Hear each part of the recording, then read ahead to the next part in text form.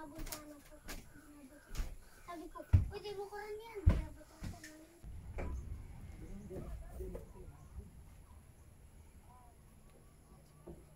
Ay, isa yung bahay.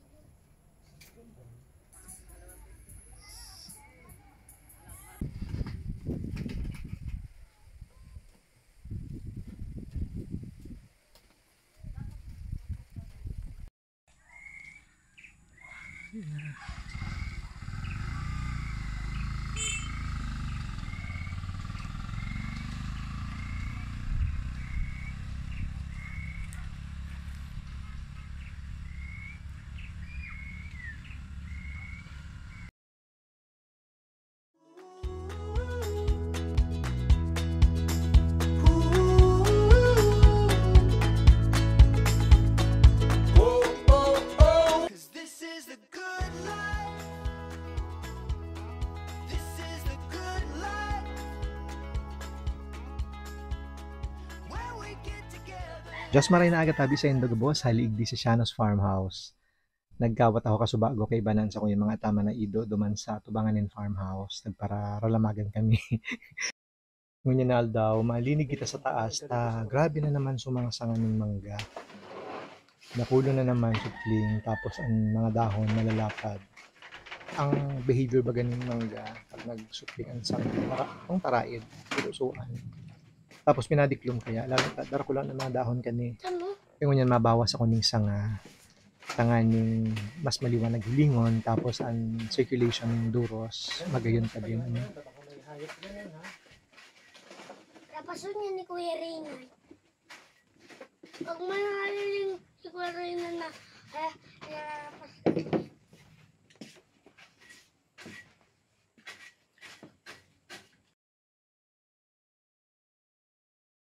Madali pang sapyunan mga sangata, lumbod pa, madali halion.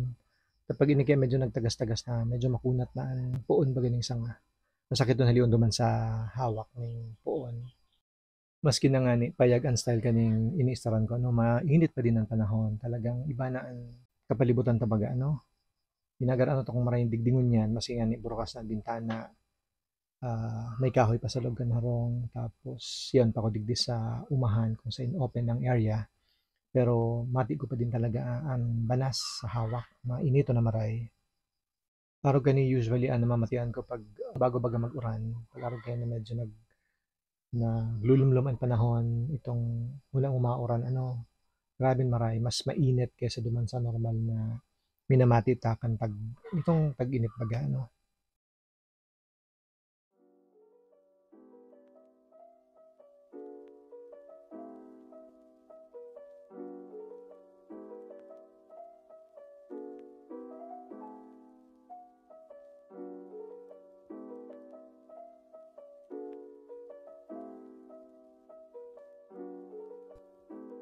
Pagkatapos tang maglinig sa taas, dagos ang taligdi sa baba, may ibugo na din ang mga sanga digdiyo. Inikayang po ining mangga, pero baga kuyan V-shape, nagsanga, tapos si Saro paduman sa si Saro paduman sa too. Kaya parehong may mga sanga, kaya pareho tang lilinigan, tanganing mabawasan ang diklom di sa parting inining harong. Pagayon sa pagmati pag nakakalinig ning harong orog na kung bihira mong magibo. Lalo na digdingon yan, permisan akong sibot sa luwas, kada ko ning mga gibuhon na di ko natatapos. Di nagpaparang abot, arog ngunya na from summertime, na grabe so init. Tapos kung yan nagpaparang uran-uran na naman. So mga duot kadton na itong halos makalbo na sa sobrang init. Pag uran, garo bagay itong minagic na nagdarakula tulos, nagralangkaw tulos, kaya halangkaw na naman ang mga duot digdi sa palibot kan harong.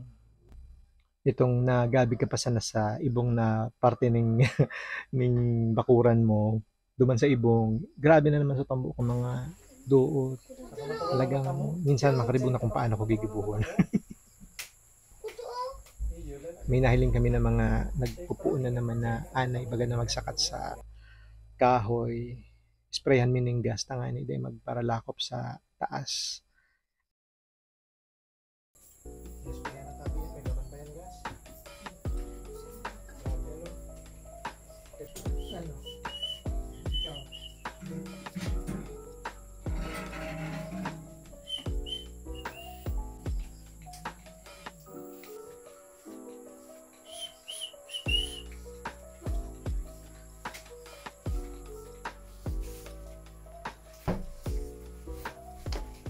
Siyempre mapagana baga maglinig ano. Saka hapon na din naman kaya it's about time to get our merienda. Maringan ita igwan din nakakaikot na nagtitinda ng bagang malunggay, cheese, pandesal. Masarap pa kagibo ng pandesal nila. Ano itong dome shape na very apod gaan. Itong chewy na fluffy. Tapos maragmuan ibabaw ta medyo tostado. Ay masaramon sana talaga. Urog na pag-igwanin kape. Itong mainit na kape ay perfect ang merindalan. Matibayo ninin para tindaling pandesal ta. Natsyempohan niya itong jeep na nagbabiyahe sa Muya. Kadakol pasahero. Kaya nabentahan siya ng kadakol na pandesal. Kaya happy si Kuya Elvis sa paghali niya digdi sa Muyang lugar. Sulit ang sa iyang pagani. Ingat po tabi ka mo Permi. Salamat sa pagdalan.